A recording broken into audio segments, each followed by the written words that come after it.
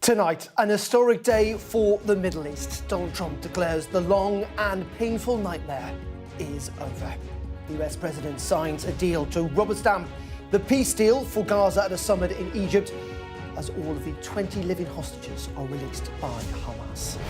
It's after Mr. Trump spoke to the Israeli parliament where he hailed an historic dawn in the Middle East. Meanwhile, Sir Keir Starmer expressed his deep feeling of relief that the Israeli hostages have been released and says it is crucial President Trump's peace plan is now implemented. We've also caught up with the former Prime Minister Tony Blair in Egypt. What's still not clear is whether he'll play a key role in governing post-war Gaza. Also tonight, the Commons Speaker Lindsay Hoyle warns Parliament is not being protected after the prosecution against two people accused of spying for China collapses. The breaking news this evening is that MI5 is announcing it will take further actions to protect democratic institutions from foreign interference. We'll have the very latest. And we'll be live outside a special gala dinner getting underway right now to mark the 100th anniversary of the birth of Margaret Thatcher. All that and more with Luciana Berger, Vince Cable and Alicia Kearns will be with us for the next hour. It's Monday night. I'm Darren McCaffrey, live from Westminster, and this is the Politics Hub.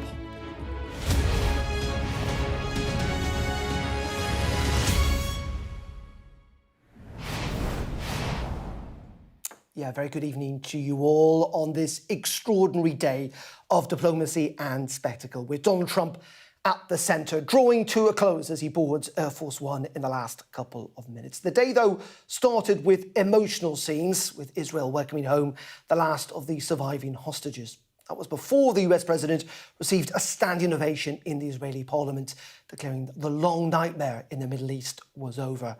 After that, world leaders then gathered in Egypt, formally signing the Gaza peace deal and discussing the next steps of the peace plan. Donald Trump was again centre stage, declaring that it was now time to rebuild Gaza. But that path to reconstruction could be long and indeed difficult. Well, let's get a roundup on today's events now from our international affairs editor, Dominic Waghorn, who is in Jerusalem. After 2 years and an agonising final few hours, signs of movement. Filmed by our team inside Gaza, Red Cross vehicles snaking through its devastated hellscape with hostages on board. Then into Israel. The roads lined with crowds cheering their return.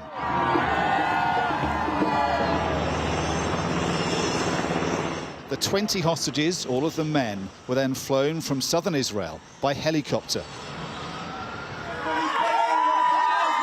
Their ordeal has traumatised an entire nation. Their release freeing Israelis from that torment. After waiting for so long, the agony is over. For those who were kidnapped and their families who feared this moment would never come. Guy Gilboa Dalal, taken from the Nova Music Festival that terrible day. "I am crazy about you," says his mother. "I love you so much."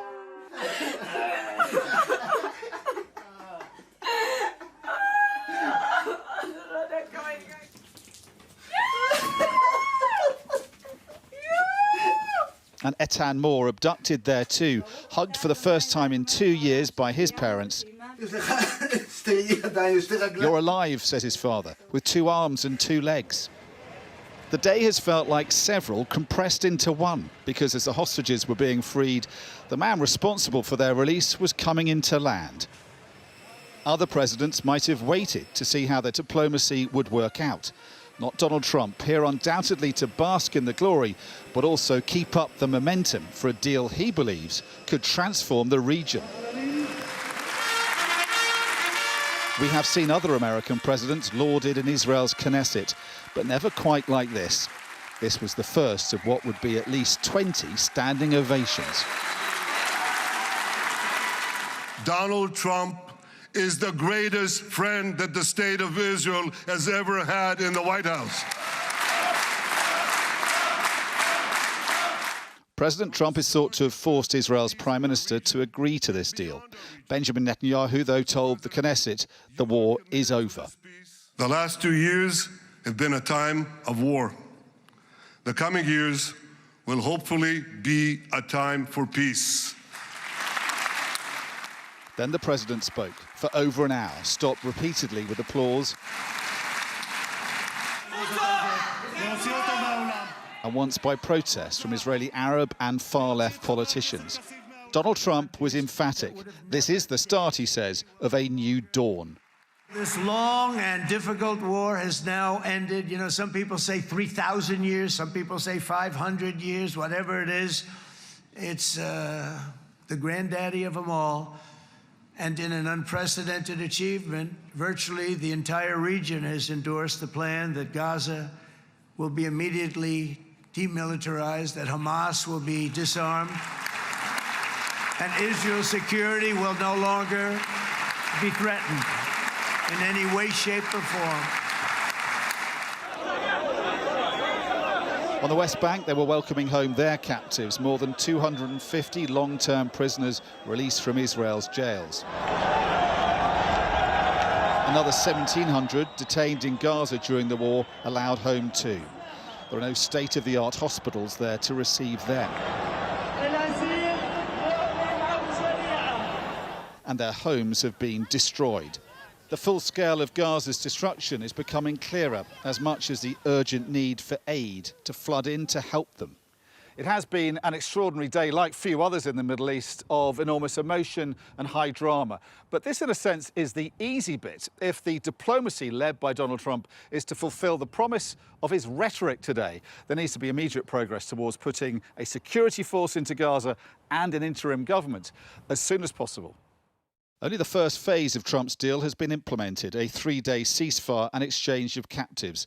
And yet the US president is already hailing a new era of peace in the Middle East. As he meets allies in Egypt, he must now start the work of making that come true. Dominic Waghorn, Sky News, Jerusalem. Well, in the last hour, Donald Trump has been urging world leaders in Egypt to put the old feuds to rest and to seize the momentum for peace.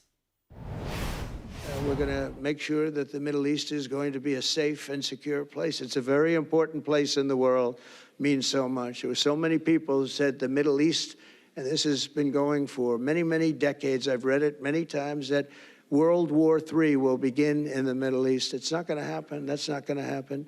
There was a time that you would have thought it could have, but it's not going to happen. There won't be World War III, hopefully at all. But it's not going to start in the Middle East. We're not going to have a World War III if we're smart. There'll never be a World War III. Our work begins right here and right now. From ancient times, this region has been extraordinarily mixed with respect to people, culture, religions, all of the different elements of national characters, unlike maybe anywhere else on Earth. And for 3,000 years, there's been conflict. For whatever reason, there's been tremendous conflict, always conflict. But today, for the first time anyone can remember, we have a once-in-a-lifetime chance to put the old feuds and bitter hatreds behind us. That was Donald Trump speaking a little earlier, and he is currently on Air Force One, due to take off from Sharm el-Sheikh in the next couple of minutes. Let's bring in Dominic Waghorn. As you can see, he's live now for us tonight in Jerusalem. And Dominic, little doubt this is a momentous day, isn't it? But as you've been suggesting in your report tonight, it merely is the beginning of this process. It's far from the end. Yeah, it's a 20-point peace plan. And the first bit, in a sense, was the easier bit, although it has been very hard to get here. And it is momentous that we now have got to that point, not least because it brings to an end, for now at least, a war that's killed more than 60,000 Palestinians, that began with the death of over 1,200 Israelis, the abduction of 251 of them, and we have now seen all those hostages, the living ones at least, returned home. Only 4 bodies out of 28 handed over to Israelis in Gaza, and that's obviously the focus of great bitter disappointment for their families, but Hamas are committed to returning the others. What Trump and his team and others putting this deal together did was they kind of turned Middle Eastern diplomacy kind of on its head. In the past, the rule has always been no deal until a final deal is done, so everything's agreed at the end. They decided to agree on what can be agreed and then sort out the trickier stuff, arguably, later. So they were able, obviously, to put together this hostage prisoner exchange deal that involves a ceasefire and the withdrawal of the Israeli military partially from Gaza, and that should also see aid flowing in. That was very difficult to do, and it's only happened because Donald Trump had the involvement and was able to put enormous pressure on the Israeli Prime Minister Benjamin Netanyahu to agree to this, and then got his allies in the region, Arab countries and the Turks, Egypt, the Qataris and others, to put enormous pressure on Hamas as well. But the harder bit is undoubtedly what happens next, because the danger is not World War III, as we heard Donald Trump talking about there in Sharm el-Sheikh. The danger is more that the Gaza war sort of goes away for a bit. Hamas is able to regroup, is able to rearm, and then return to the fray, something it's done in the past. And if that happens, Israel won't tolerate it and the war will start again. It's unlikely to happen anytime soon, but it could happen in the future. That's the danger. And to avoid that, the plan in Sharm, or the plan that has begun in Sharm, is to put into place an alternative to Hamas. So that's going to include a security force, a multinational security force, and then some kind of interim government, which Donald Trump says all the countries have asked him to govern and to chair. But what we saw little of today in Sharm, we saw a lot of spectacle, a lot of leaders lining up to shake Donald Trump's hand. We didn't really see any more meaningful diplomacy that would give us an idea as how we're going to get to that. And time is of the essence, because from now on, every day where that security force is not in Gaza, Hamas has the ability to fill the vacuum and the chaos left by the Israeli withdrawal, and the greater the chances of just going back to square one, to the days before October the 7th, the greater the chance of that happening. OK, Dominic live for us there in Jerusalem. Thank you very much indeed, Dominic Waghorn there. Let's bring in our trio for this evening. It's been a big day after all. We've got the former leader of the Liberal Democrats, Sir Vince Cable, Labour peer Baroness Luciana Berger, and the former chair of the Foreign Affairs Select Committee, but now a Shadow Minister, Alicia Kearns. Very good evening to you all. Thank you very much indeed for joining us. Let's start with you, Alicia, if we can, which is today is... let's stand back a little. A momentous day. A day that actually, even a couple of months ago, we didn't think would ever happen, really. No, absolutely. And look, it's a time of enormous hope. For families in Israel, it's a time of enormous mourning for those who've not come home, but also, of course, joy for those who are finally back after a barbaric 2 years. But the challenge now is we've been here before where there's been hope of a political process and we've never got over the line. So for me, the priority is how do we work through this plan? How do we make sure the West Bank isn't forgotten in it? And then how do we move to a political transition to a two-state solution? Because ultimately, I don't want my children, they're young now, to be talking about this in 30 years' time. And that's the cycle we've seen time and time again. And there's still a lot up in the air. So I think we cannot have confidence at this point in time, but we should have hope. And without hope, obviously, you don't achieve anything. Luciana? I mean, today was a day of hope. I mean, not least of all, of course, for, those Israeli families seeing the loved ones again after 2 years. I mean, there's nothing to describe the pain that those families have been through over the course of just over 2 years. And I've done many visits to the region, most recently just a couple of months ago, and you could feel the pain that those families, their friends, and the whole of Israeli society has experienced. And today has brought some relief, has brought some joy, but as we've just heard, also some sadness because not all of the hostages are returning. I think of Gali and Ziv Behrman, who are brothers that we've seen reunited today. Their parents even didn't get a sign of life for a year and a half. I have a connection to them because they are Liverpool supporters. They are also and have been residents of the Kfar kibbutz in the south, where it's a peace-loving kibbutz. It's a community that loved its neighbours across the border in Gaza. They were taken and they've now just been reunited. But I also think today of those families that have not been reunited. And Vince, what's your assessment of today? I mean, we can talk, and we just did with Dominic there, that, there is a long way to go. I mean, this is a cessation of the violence, isn't it, rather than actual peace. But it is a start. Well, it would be churlish to say any other than this is a very good day and very positive. And, we live in hope that it will mature into something bigger and deeper. But, the simple fact is we're just stage one in a 20-stage process. And I think the 20-stage process doesn't even then deal with, problems like the West Bank, which are going to resurface again. But, that's for the future. What has happened is really positive, and all the people who made it possible are led by Trump. deserve credit, and we should acknowledge that. One of the things, though, in the immediate term is what's going to happen in Gaza itself in terms of reconstruction and also, in the really immediate term, getting more international aid in. Absolutely, and I've been to the board and I've seen how much aid was sat there waiting to go in. It's absolutely vital that we get that aid in.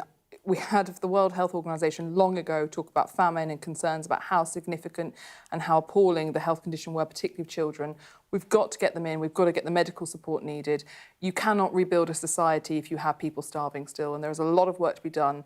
But also, in that rebuilding, how do we work on reconciliation? How do we work on re-education? How do we make sure we get to a place where a society who have lived strangled by Hamas, a terrorist organisation, it takes a long time to unwork that, to unwork the way that they've set up the structures of Gaza, the way they've governed Gaza, the way they've led in fear with people in fear of them. So that's a lot of work. It's really not easy, and we don't have a clear view yet as to how that's going to move forward and how that's going to happen, and that's a generational process.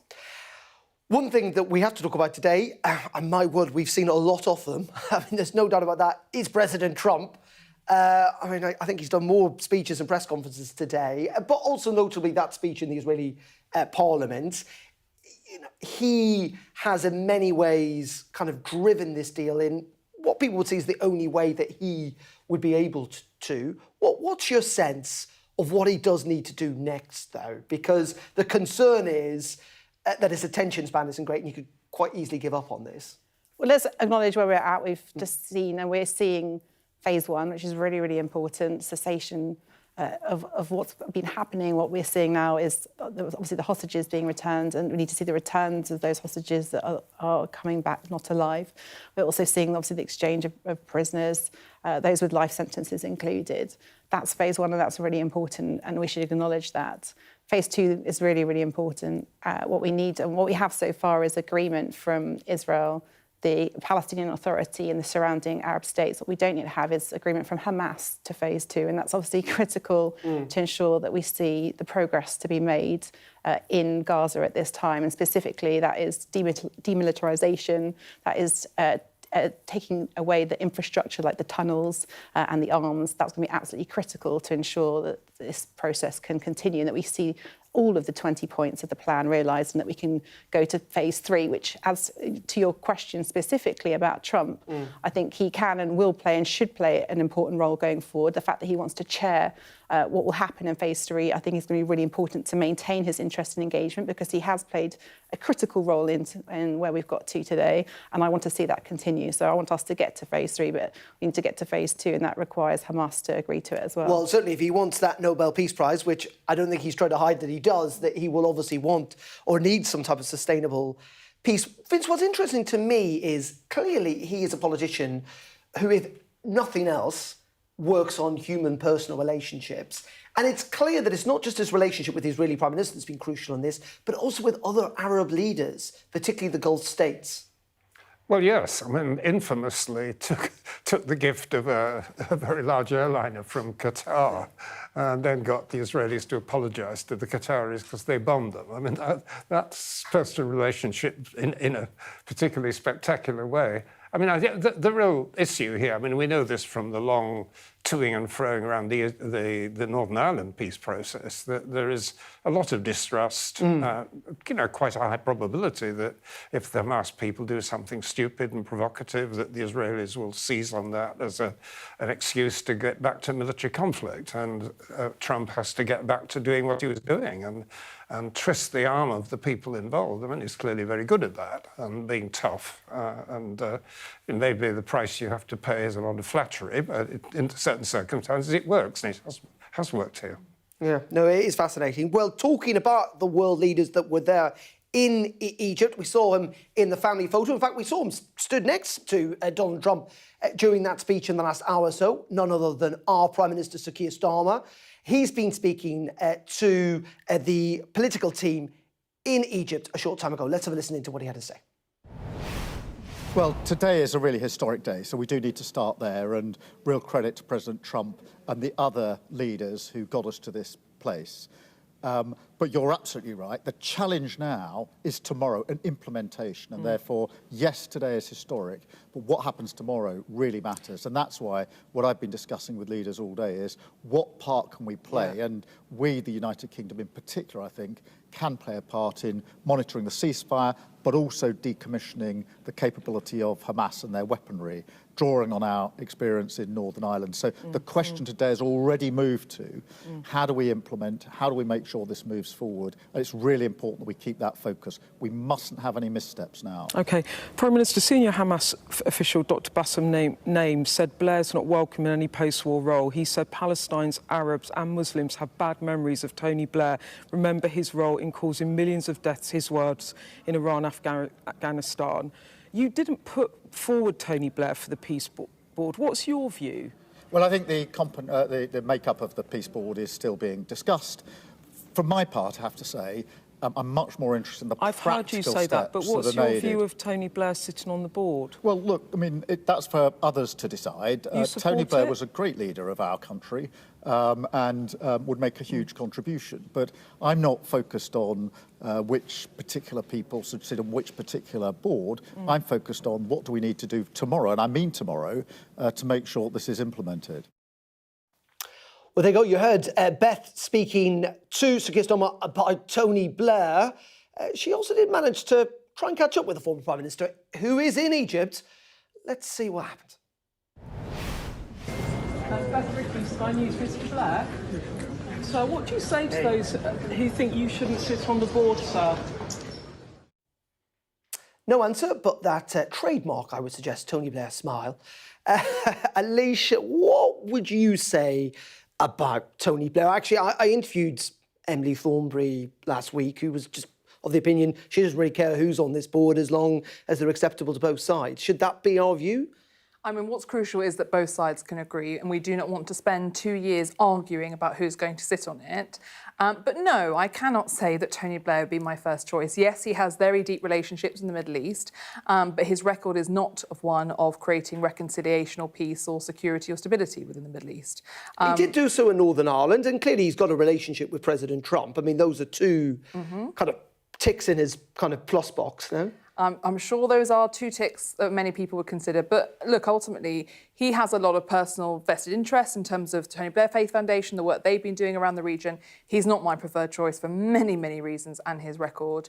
But ultimately, it's not for me to decide. The crucial thing is that both sides can agree on who it is. But also, my concern is that the process that so far we've seen, where Tony Blair's been putting forward proposals for what Gaza will look like in the future, where's the Palestinian people's voice been in that? I've seen no sign of him engaging with the Palestinian people. Maybe he's done it all privately. But also we saw obviously these ridiculous videos from President Trump suggesting what Gaza could look like in the future, the Gaza Riviera or whatever it was called. I'd be very concerned about any approach to essentially commercialise Gaza into something other than a Palestinian state. Well, yeah, I think to be fair, the White House has kind of somewhat moved on from that, but you're right, it was a big issue back in the day. What's your sense about Sir Tony Blair's potential involvement in all of this? So there's a few things. I mean, first and foremost, we're talking about something which we hope will happen in phase 3. I'll just come back to the point that we need phase 2. We're a long way from there. We're a long way from that. We need phase 2. And it will be a board that will have many different people on it, of which Tony Blair may be a voice.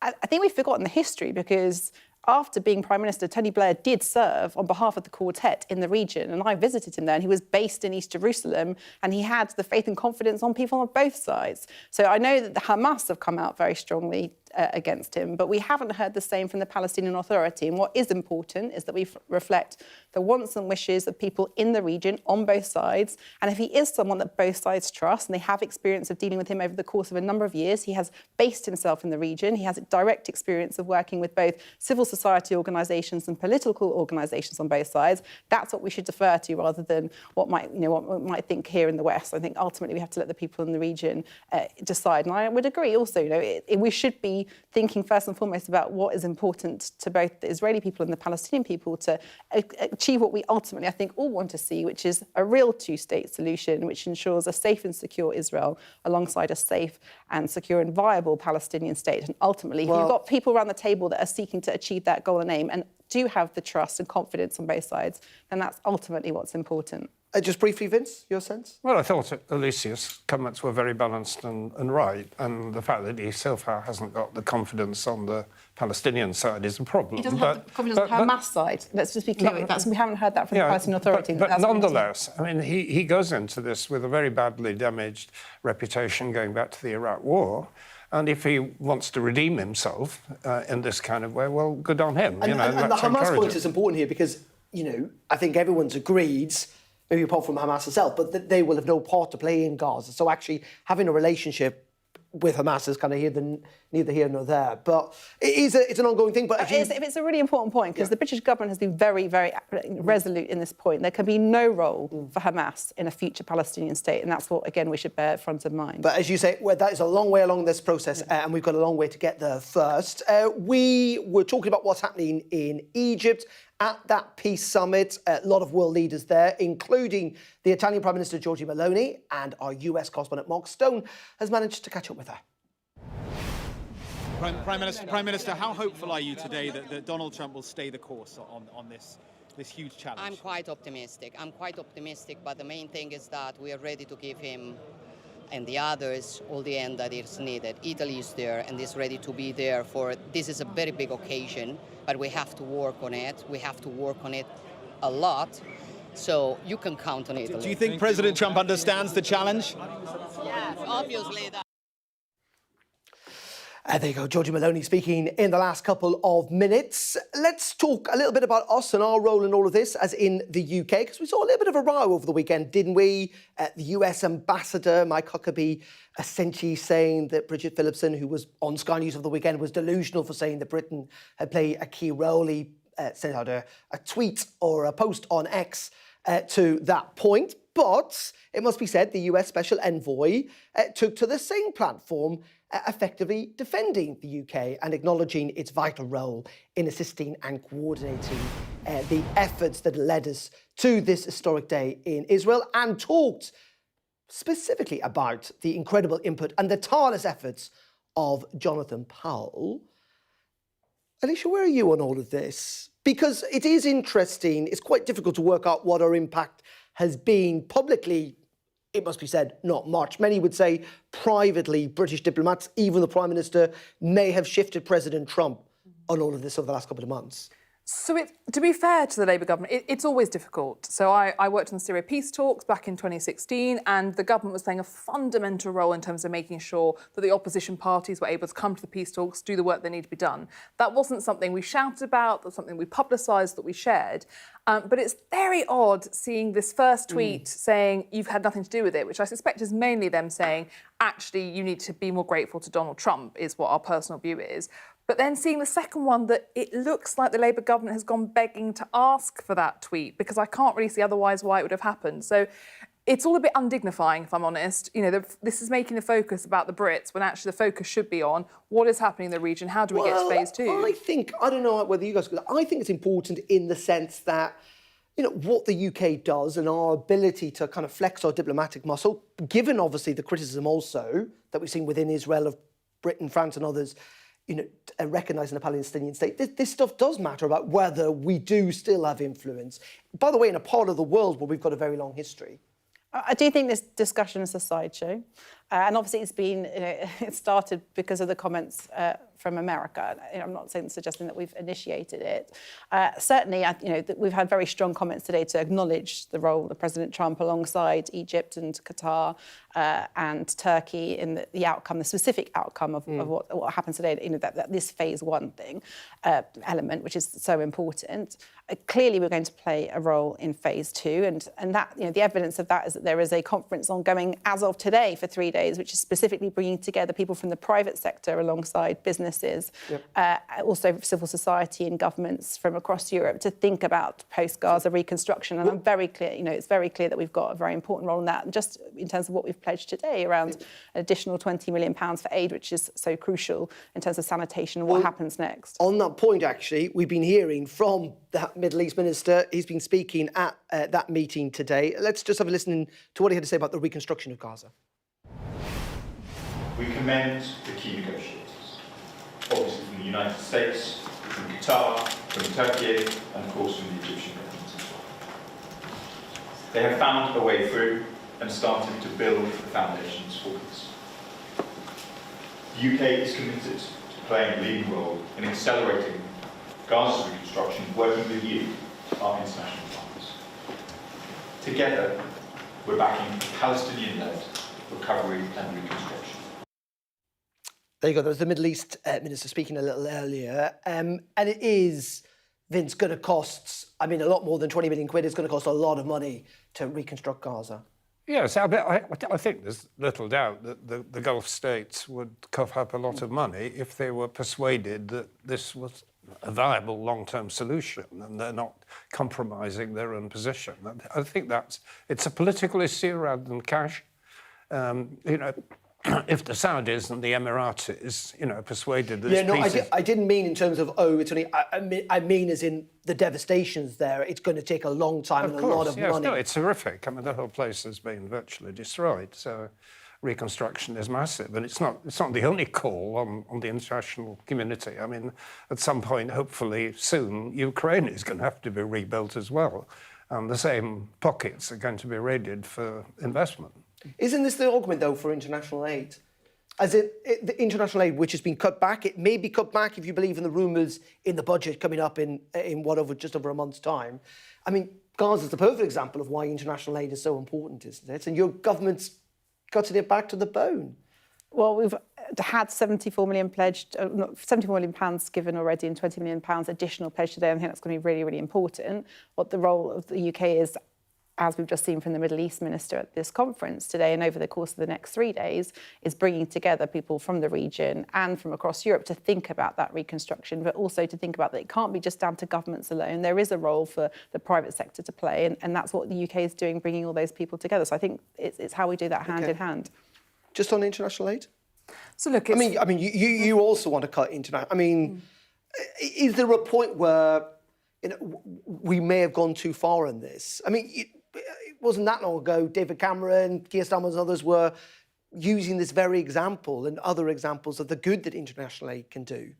I have no question that aid can do an incredible good, but also fundamentally can help keep us safer as a country. It is fundamentally important for that security. So why are we cutting it then? Because it's about recognising that it's not solely the UK's responsibility to do this. So the thing we are best at, having worked at the Foreign Office, is convening. We have the best Foreign Office in the entire world. No one is better at convening, bringing people together.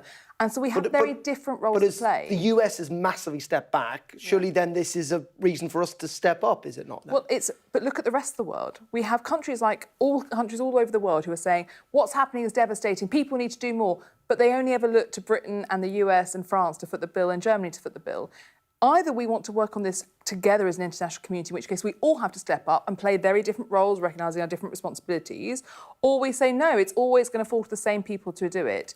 I'm very clear that aid has a role to play, but it should be focused on our security first and then on making sure that we can support reconstruction areas like this. OK, as I say, a remarkable, momentous day. We agree on many, many things this evening, which is often not said in this studio. But as I say, a remarkable, historic day in the Middle East. And that, of course, will feature in tomorrow's papers.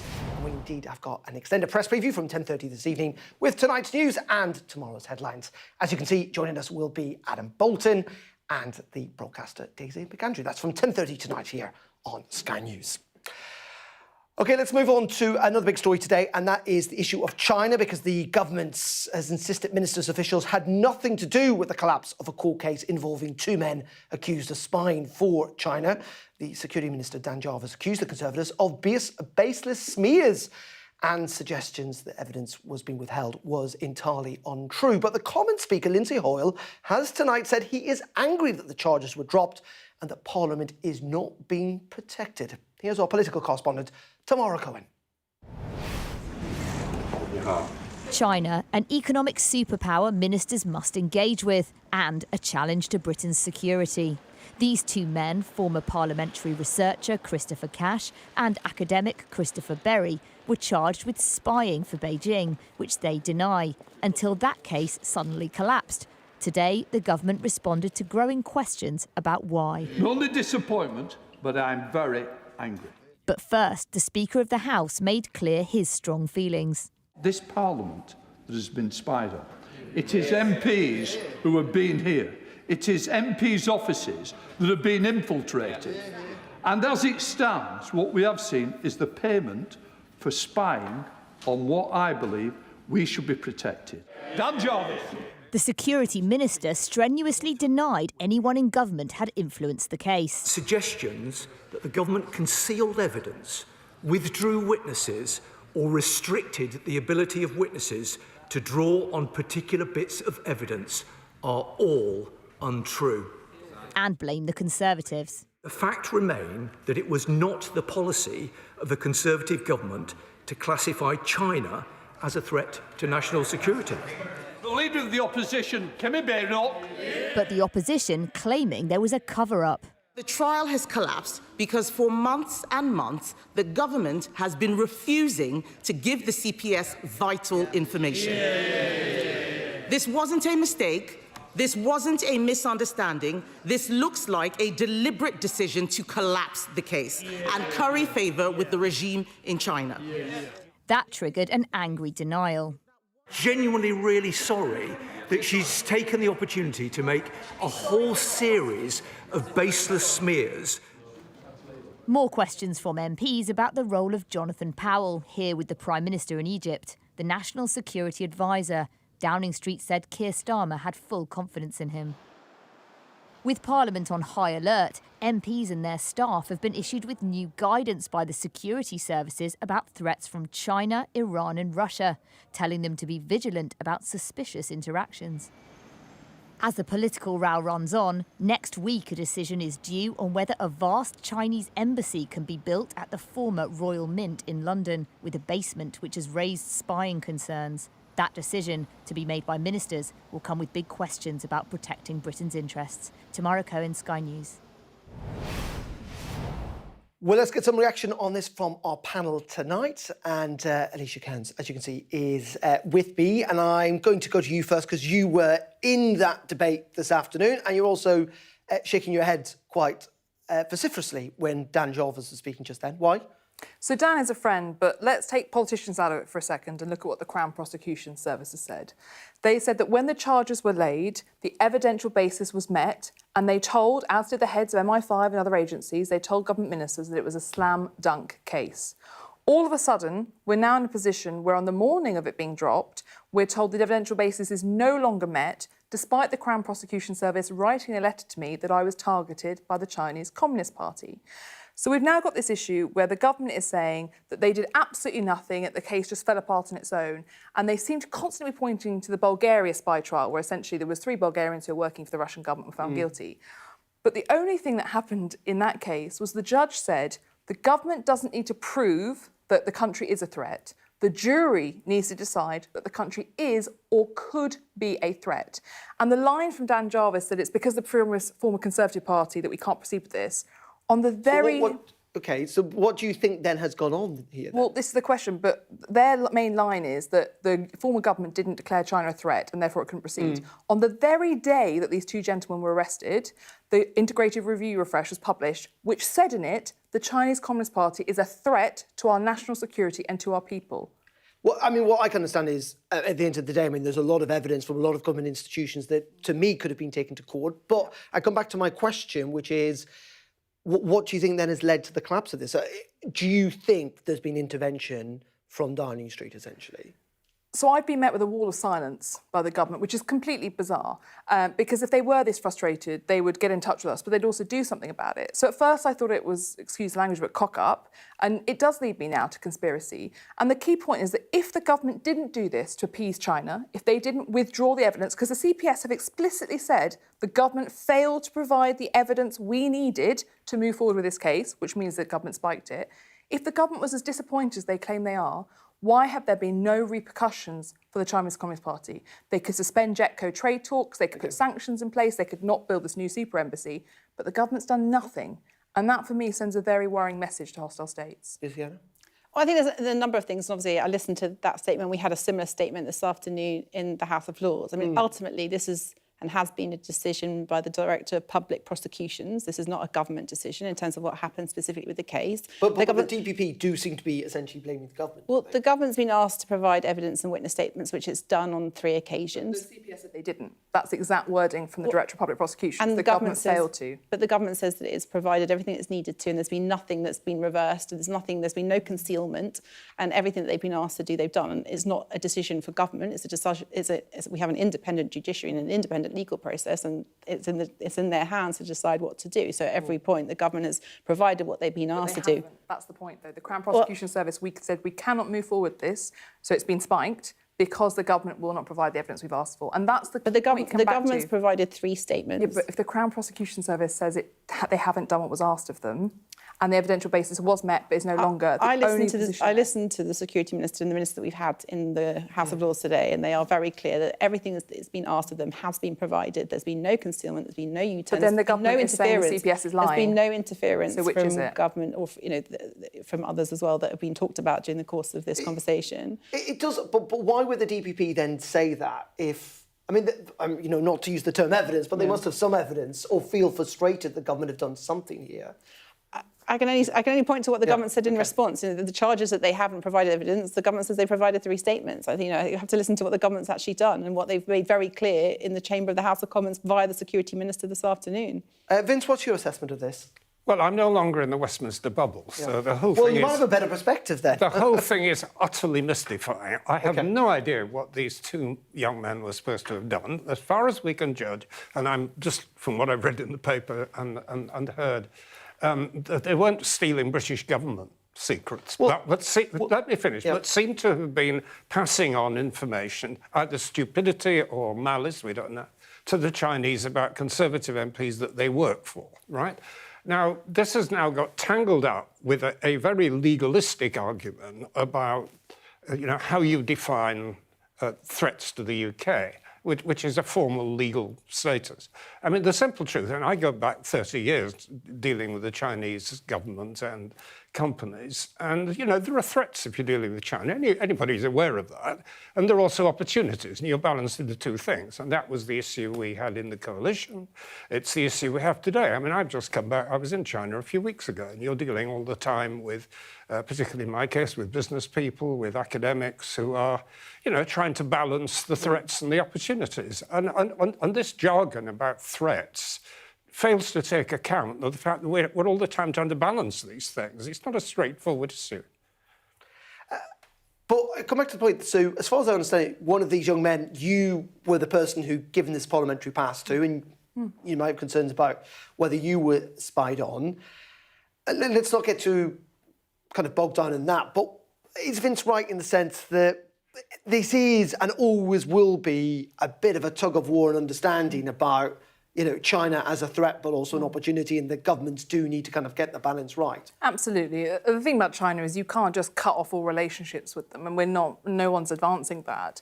But you have to compartmentalise with China. They're very good at that. They focus on what they want to work with you on, where they disagree with you, where they're going to challenge you, where they're going to compete, and where they're going to be a threat.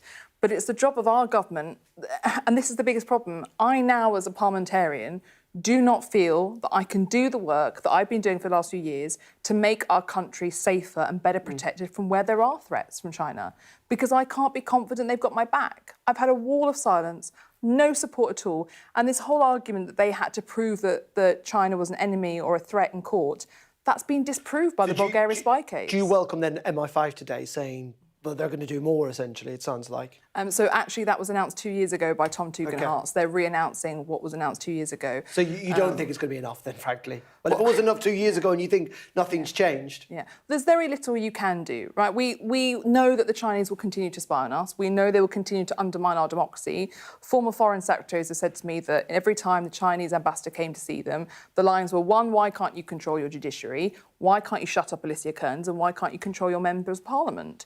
Because they don't understand that our system is fundamentally different to theirs. They think we make it up, that we say these things about having independence and so on, and that it's not true. So there will continue to be a threat, but therefore you have to compartmentalise, you have to be very clear. But when they do things on our soil, we have to be very clear with them that we will not stand for it. You're a parliamentarian. Do you feel kind of threatened or not unable to do your job because of I think we should do everything possible within our power to ensure that our parliamentary democracy and our democracy more broadly and widely is protected. And if there are any threats to that, then we have a responsibility to the future of this country to stop that. So yes, it's absolutely incumbent on any government to do that. Vince, just finally on this, you've written a book, several books on China, including The China Conundrum. And there's this big conundrum coming up, if you like, about what to do with this new Chinese embassy in the City of London.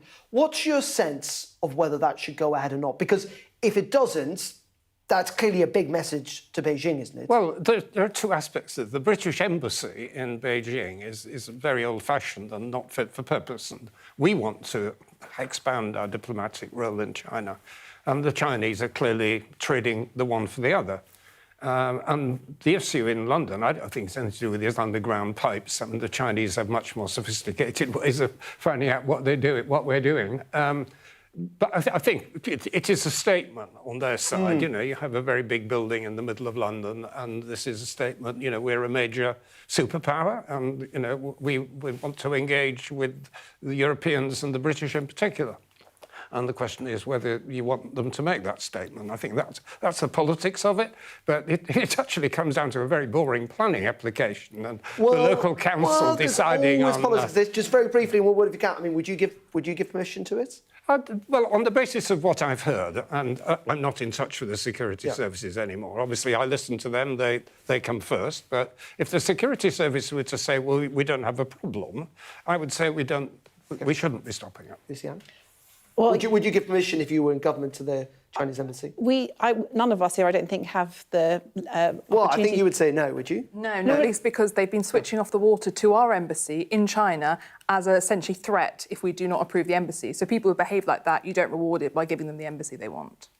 I mean, I was only going to add that we haven't seen the statements that have been made by either the Home Secretary or the Foreign Secretary that are now part of this subjudicial process. So, again, I don't know what the government has said in that regard. But also, we did, forgive me, see Keir Starmer in his first meeting with Xi Jinping say, and I know you raised the embassy, I promise you I'm working on it, before he'd even raised things like Jimmy Lai, the British national being held hostage. You know, it's bizarre that the government, it seems to be so keen to deliver on whatever Xi Jinping is asking. OK, well, we are expecting that decision, I think, on the Chinese embassy a little later on this month. Now, let's turn to another part of our politics on these islands, and that is to Scotland, where the leader of the SNP has accused Westminster of being locked in a race to the right, which will be a catalyst for Scottish independence. Closing the party conference, the First Minister, John Swinney, took aim at Sir Keir Starmer, accusing him of becoming a right-wing Prime Minister who's dressing up as Nigel Farage. Our political correspondent, Rob Powell, is in Aberdeen and was at the speech.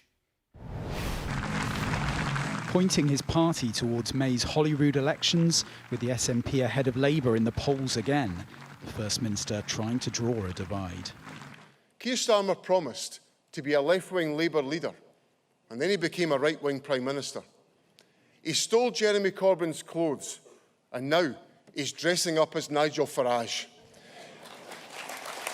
John Swinney casting both Reform and Labour as two parts of the same Westminster problem. Today, I believe it will be revulsion at Westminster's race to the right that will change Scotland's status again from a so-called devolved nation to what we can be, a modern, outward-looking, inclusive, compassionate country, not a devolved nation, but the world's newest independent nation. An upbeat speech with punter-friendly policy too, plans for walk-in GP surgeries and a sponsorship scheme for care workers. The audience pleased with what they heard. That's everything about what Scotland means. Inclusive, compassionate and going places. I love the internationalism, I love the optimism, I love the independence message. How much of the SNP's success now is down to the unpopularity of Labour, do you think? Well, Labour's unpopularity is its own cross to bear, shall we say. They have not covered themselves with glory. The sales pitch here much the same, but business booming again as support for Labour slumps. After a difficult couple of years, a quiet confidence has returned to the SNP, along with a belief that the party will still be in power after the May elections. But as in England and Wales, Scotland is also seeing a surge in support for reform, tipping political assumptions on their head. Saltires on streets. Scotland has long been thought of as the left-leaning neighbour to more conservative-minded England. But concerns over issues like migration are now bubbling here too. But could these shifts in party politics also help the SNP? Would a reform government in Westminster strengthen the case for independence? Well, I think if you look at polling, there's obviously quite clear polling that suggests Nigel Farage as Prime Minister would see support for independence going up significantly. We will not take the approach that Labour appears to be taking of trying to out-reform reform. Do you think the First Minister's pleased to see you here? You'd have to ask him. Reminders of the past. But as political norms begin to fray, penning a fixed future as tricky as ever. Rob Powell, Sky News in Aberdeen. OK, you're watching the Politics Hub here on Sky News. Up next, celebrations to mark 100 years since the birth of Margaret Thatcher. We'll be at the lavish dinner in the City of London to honour the Iron Lady. John Craig, essentially, is up after the break. Stay tuned. Coming up on the UK Tonight from 8, Donald Trump hails the dawn of a new Middle East as the remaining living Israeli hostages are released. But is it a lasting moment of closure in a conflict that has had a profound impact on the streets of the UK? And what now for the former hostages, given their freedom, but left with the trauma of 2 years of captivity? I'll speak to the son of one Israeli woman held hostage by Hamas and later released. All that and much more to come on the UK Tonight from 8.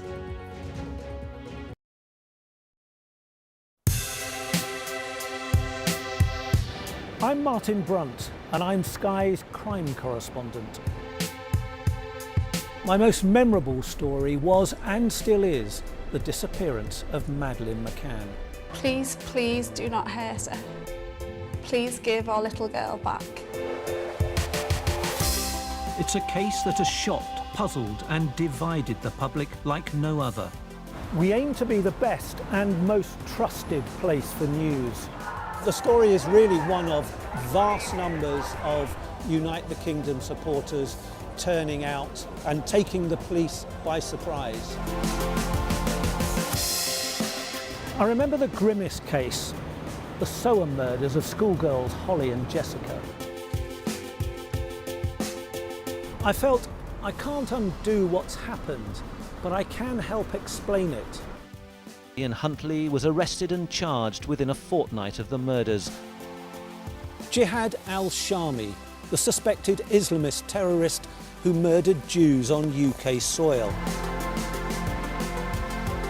My biggest challenge was to persuade a jailed diamond thief to answer my letters. Martin Brunt, Sky News at the Old Bailey.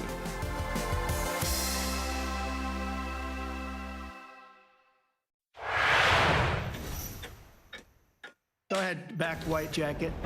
Deborah Haynes from Sky News. He called you Daddy earlier. No, he did it very affectionate. Daddy, you're my daddy.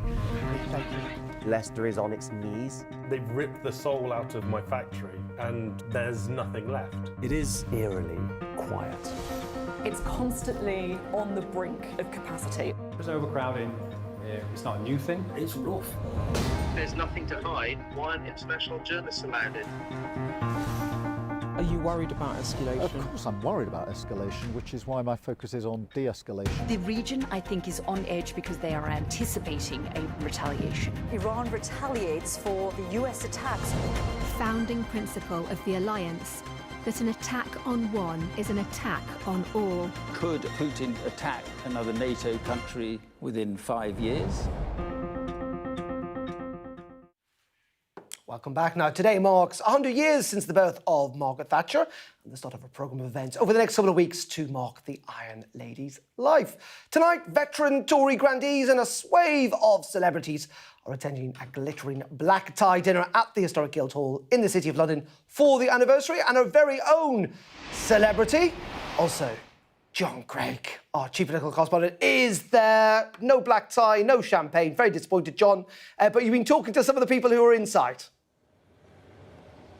Certainly, yes. There's quite a few A-listers inside. For example, on the guest list were the Downton Abbey founder, the creator, that's Julian Fellowes, Lord Ian Botham, Beefy Botham, and Geoffrey Archer, and Boris Johnson is going to be one of the speakers, but I caught up just as they were arriving with Joan Collins. I rescued her red silk glove, which she dropped on the floor, my good deed for the day. And Mark Thatcher, Sir Mark Thatcher, the principal speaker here, spoke to him too.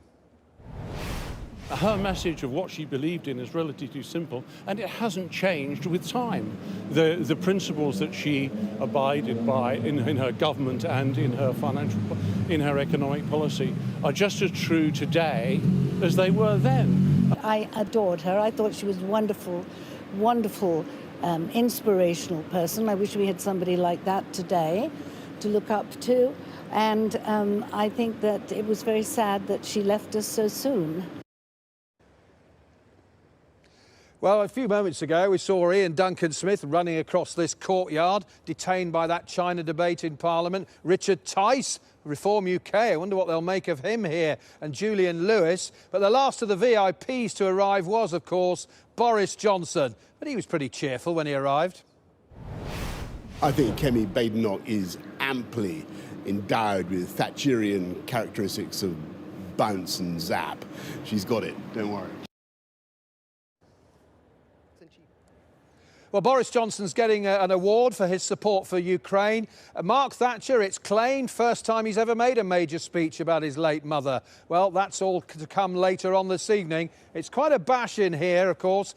Lady Thatcher, spoke many times here at the Lord Mayor's banquet, and they've come here to honour her tonight.